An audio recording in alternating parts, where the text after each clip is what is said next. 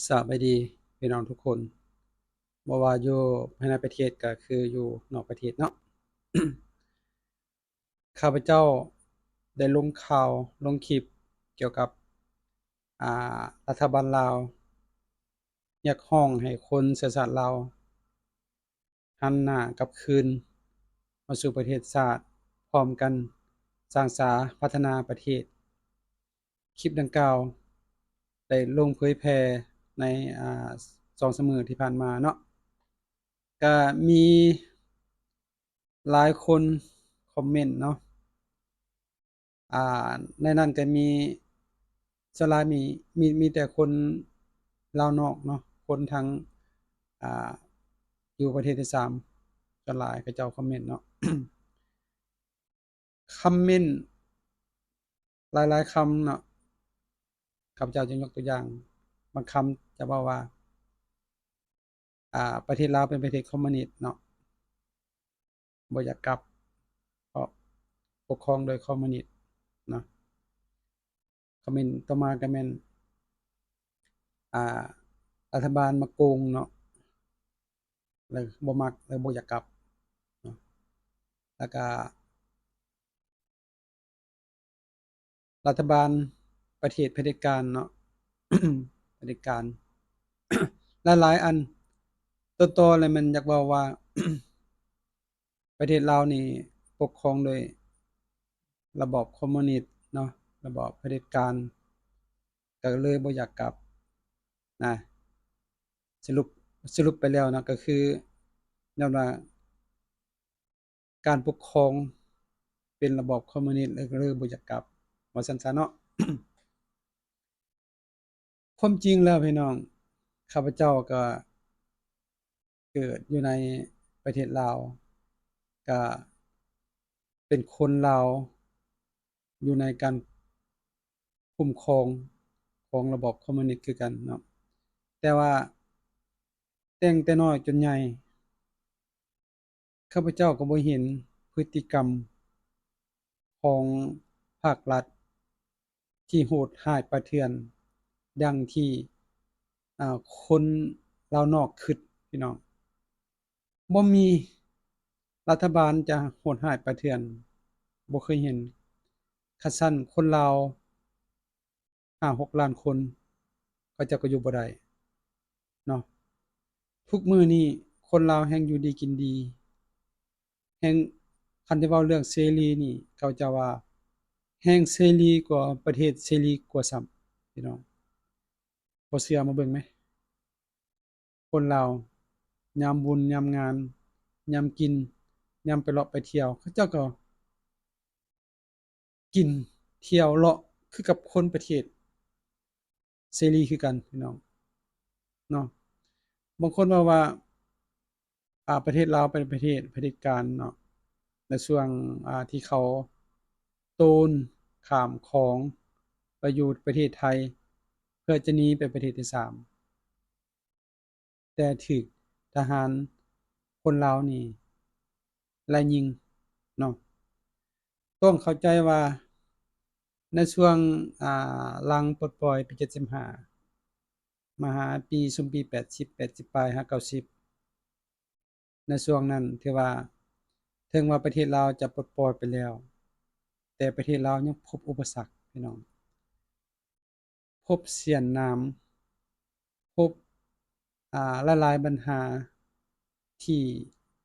สร้างความบ่สงบให้กับประเทศชาติเนาะฉะนั้นประเทศชาติต้องเอาความสงบไว้ก่อนพี่น้องต้องเอาความสงบของพ่อแม่พี่น้องประชาชนไว้ก่อนเนาะหรือว่าผู้ใดมีอคติผู้ใดมีแนวคิดบ่ดีเพิ่นก็ได้อ่าห้ามจับกลุ่มห้ามเคลื่อนไหวเนาะก็สามารถจับกลุ่มได้เห็นบ่พี่น้องอันนี้ก็คือช่วงที่กำลังหยาดแหย่งถึงวาสนะแต่ว่าปลดปล่อยไปแล้วก็ยังในช่วง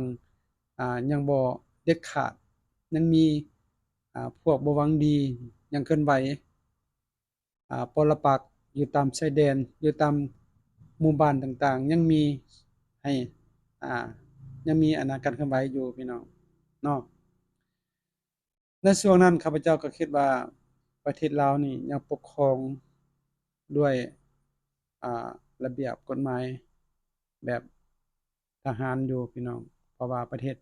ชาติของเฮานี่ก็ยังบ่ทันมีกฎหมายคุ้มครองเนาะแต่ในช่วงอ่ระยะใหม่มานี้ก็ยอมรับพี่น้องประเทศลาวเฮานี่ถือว่าเป็นประเทศคุ้มครองด้วยกฎหมายแนวใดเนาะบ่แม่นว่าอยากจะจับอยากจะยิงอยากจะฆ่าก็ลงมือไปได้เลยโดยบ่มีกฎหมายหรือบ่มีการอ่าร้องฟ้องใดๆทั้งสิ้นมันบ่แม่นล่ะพี่น้องเนาะท่านต้องเข้าใจว่าประเทศลาวปกครองด้วยกฎหมายคือกันพี่น้องเนาะจะผิดจะถูกก็ต้องอิงใส่กฎหมายเนาะเจ้าอยู่ประเทศที่3เจ้าอยู่ประเทศที่เจริญก็อยู่ในภายใต้กฎหมายคือกันเนาะฉะนั้นแล้วจะเป็นคอมมิวนิสต์จะเป็นโลกเสรีมันก็บ่ต่างกันพี่น้องมันก็บ่ต่างกันนี่บัดนี้ข้าพเจ้าอยากถามคืนว่าไผกันแท้ที่ยังมีอคติเนาะเพราะว่าประเทศลาวเรานี่รัฐบาลลาว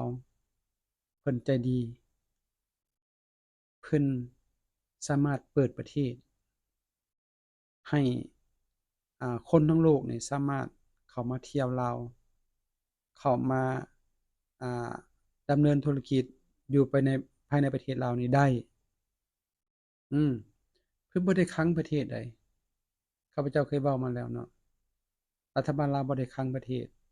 เพิ่นเปิดกว้างที่สุดเนาะฉะนั้นแล้วในเมื่อหลายประเทศเข้ามาประเทศลาวนี่น่ะมาลงทุนนี่น่ะมันหลายการพัฒนากำลังพัฒนาพี่น้องเจ้าบ่เชื่อเจ้าจากประเทศไปในหลายสิบปีแล้วเจ้าบ่ทันเห็นอยากให้เจ้ากลับคืนมาเบิ่งประเทศลาวปัจจุบันนี่มันเป็นแนวใดแล้วบ้านที่เจ้าเคยอยู่หมู่ที่เจ้าเคยสร้างสรรค์เจ้าลืมหมดแล้วพี่น้องเจ้าลืมหมดแล้วเส้นทางที่เจ้าเคยเที่ยวเส้นน้อยๆหั่นเดี๋ยวนี้เพิ่นขยายกว้างขวางเจ้าก็สิบ่จื้ออีกพี่น้องเนาะฉะนั้นแล้วถ้าว่าเจ้าบ่ทันได้เห็นนี่เจ้าลองมาเบิ่งเด้อประเทศลาวเนาะมันเป็นแนวใดแท้มันคือเก่าบ่คือกับคำที่เจ้าว่าประเทศลาวบ่พัฒนาหั่นตอนนั้นเจ้าเห็นแม่นแล้วประเทศลาวบ่ทันพัฒนาตอนที่เจ้าอยู่อืม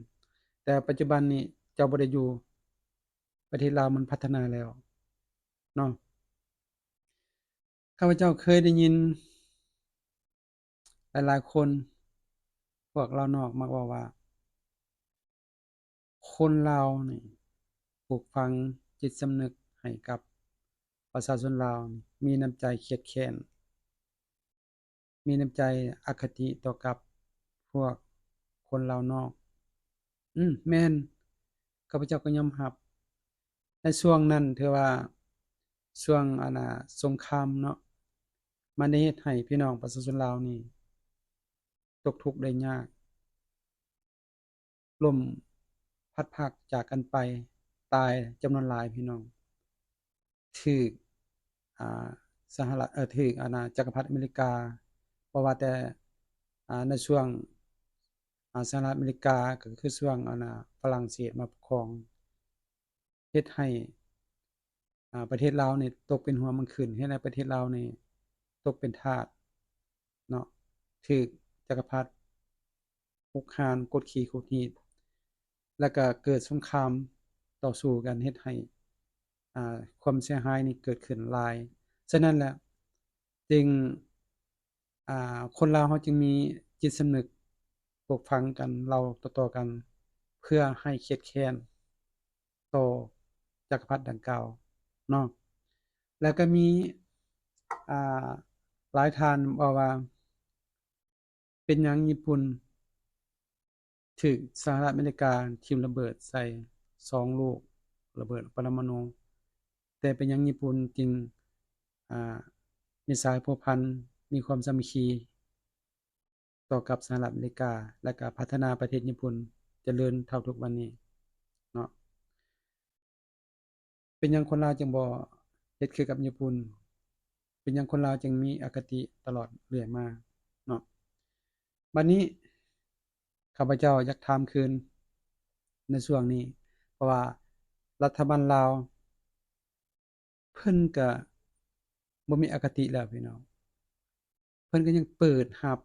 เพิ่นยังประกาศออกข่าวโปร่งๆเปร่งๆอยู่ยินดีต้อนรับคนเชื้อชาติลาวกลับคืนมาประเทศพร้อมกันสร้างสรรค์พัฒนาเพื่อหยังก็เพื่อการปรองดองเพื่อคนลาวเฮาบางคนก็อยากกลับแท้พี่น้องเพิ่นยังประกาศให้กลับเนาะแต่ว่ายังมีหลายคนอยู่ข้าพเจ้าคิดว่ายังมีอคติเนาะเพิ่นประกาศไปแล้วแต่เจ้าบ่มาเจ้ายังมีอคติเจ้ายังย้านกลัวเนาะบัดนี้แล้วข้อยถามคืนว่าไผแท้ที่ยังมีอคติเนาะก็ก็ตัวเจ้าเองหั่นแหละพี่น้องก็ตัวเจ้าเองหั่นแหละยังมีอคติเนาะต่อกับรัฐบาลลาวบ่แม่นรัฐบาลลาวมีอคติใดเพิ่นเปิดกว้างเจ้าแล้วอยากให้เจ้ากลับคืนมาแต่เจ้าบ่อยากกลับนั่นแหละเนาะจักหน่อยสิว่ารัฐบาลลาวนี่เห็นขี้ดีกว่าไสอืมฉะนั้นแล้วช่วงนี้คนลาวเฮานี่ประเทศลาวเฮานี่จะเห็นหน้าตาหลายๆชาติเข้ามาอยู่ประเทศลาวนี่นะมาพัฒนามาลงทุนมาเฮ็ดธุรกิจหลายประเทศเนาะคันข้อยบ่เอิ้นเจ้ามาหั่นน่ะเจ้าสิเข้าใจว่ารัฐบาลลาวนี่คนลาวนี่ลืมพี่น้องตัวเองเนาะทั้งๆที่เป็นคนลาวกันแท้ๆเป็นหยังจังบ่เชิญเป็นหยังจังบ่ให้เขาเจ้ามาร่วมลงทุนนำกันเนาะนั่นแหละพี่น้องบ่หมายความว่ารัฐบาลลาวนี่ขาดเจ้าแล้วประเทศลาวนี่จะพัฒนาบ่ได้มันบ่แม่นเนาะฉะนั้นแล้วเพิ่นจึงอยากร้องให้ถ้าว่าจะมีเงื่อนไขเจ้าก็สามารถเข้ามาดำเนินธุรกิจเข้ามาสร้างสรรค์ประเทศชาติร่วมกันได้เนาะก็คืออ่า2-3 ปีมานี้เนาะคนลาวอยู่สหรัฐอเมริกาก็ถูกรัฐบาลสหรัฐอเมริกาส่งหรือว่าเนรเทศออกมาสู่ประเทศที่3บางคนก็กลับคืนมาสู่ประเทศลาวแต่รัฐบาลลาวยังยินดีต้อนรับหมดทุกคนพี่น้องนอกจากคดีที่ร้ายแรงเนาะเป็นคนที่มีคดีที่ร้ายแรงเพิ่นก็บ่สามารถรับได้ย้อนว่ารับมาแล้วมันจะมีภาระมีปัญหาต่อกับประเทศชาติเพิ่นก็บ่รับเนาะขอที่เจ้าเป็นคนดีมีอ่าจิตใจระเบียบในตัวของตัวเองน่ะเพิ่นก็รับหมดซุผู้ซุคนพี่น้องเนาะเพิ่นก็บ่ได้ละเว้นแต่คนลาวพวกเจ้าว่าคนลาวมีอคติกับพวกเจ้าหั้นน่ะเขาเจ้าก็บ่ได้คิดเวลากลับมาแล้วเนาะเขาเจ้าก็บ่ได้คิดว่าสิไปต้อนรับเจ้าเพื่อทำลายเจ้าอยู่สนามบินอยู่ต่างๆเพิ่นเขาเจ้าบ่ได้คิดเนาะมีแต่โต้เถียงกันอยู่ในอันน่ะข่าวต่างๆนี่เขาเจ้าก็โต้เถียงอยู่เนาะแต่ว่าเวลาเจ้ากลับมาประเทศลาวนี่เขาประชาชนลาวเขาก็บ่ได้สนใจหยังเนาะก็ทำมาหากินของไผของมันก็แล้วไปพี่น้องเนาะเอ้าเว้าแฮ่งยาวพี่น้องอยากถามคืนเท่านั้นแหละเนาะว่าไผแท้ที่ยังมีอคติเนาะให้คิดเอาเนาะรัฐบาลลาวเพิ่นเปิดกว้างแล้วแต่เจ้าบ่กลับคืนมาประเทศไผแท้ยังมีอคติเนาะเอาผู้ใดเข้ามารับชมก็ขอขอบอกขอบใจผู้ใดอยากคอมเมนต์ก็คอมเมนต์ได้ในช่องของไอ้นกผสมนะในคลิปนี้เนาะขอบใจทุกคนที่เข้ามารับชมขอบใจ